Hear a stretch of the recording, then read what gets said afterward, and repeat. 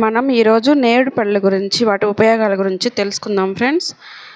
నేరేడు పండ్లు వాటి గింజలు కూడా మనం ఎండబెట్టుకొని శుభ్రంగా పొడి చేసుకొని షుగర్ పేషెంట్లకు వేడి నీళ్ళల్లో కానీ పాలల్లో కానీ కలుపుకొని తాగితే షుగర్ కూడా కంట్రోల్ అవుతుంది ఫ్రెండ్స్.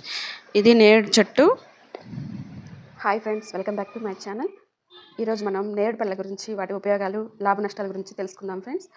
ముఖ్యంగా నేరేడు పళ్ళు ఉదయాన్నే పరగడుపున అస్సలు తినకూడదండి.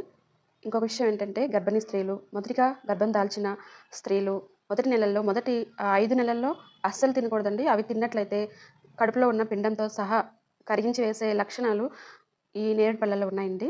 అందుకోసమే తినకూడదు.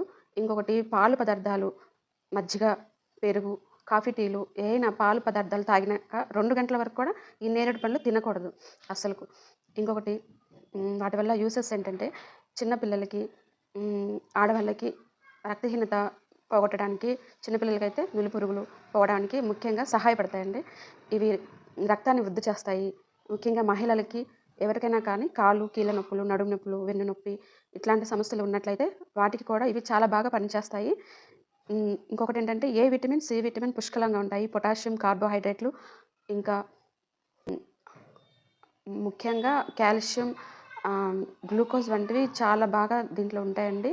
పీచు పదార్థం బాగుండటం వల్ల మన జీర్ణక్రియ బాగా పనిచేయడానికి, మెరుగుపడటానికి చాలా సహాయపడతాయి.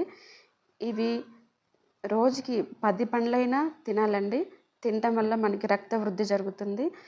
మనకి కాలేయ సమస్యలు, హార్ట్కి సంబంధించినవి వాటికి రోగాలకి చాలా మంచిగా మందుల మెడిసిన్లాగా పనిచేస్తాయండి. ఇంకొకటి క్యాన్సర్ కారక నివారణగా కూడా చాలా బాగా పనిచేస్తుంది. మన మెదడు, హృదయానికి సంబంధించిన రోగాలను నివారిస్తుంది ఇదైతే.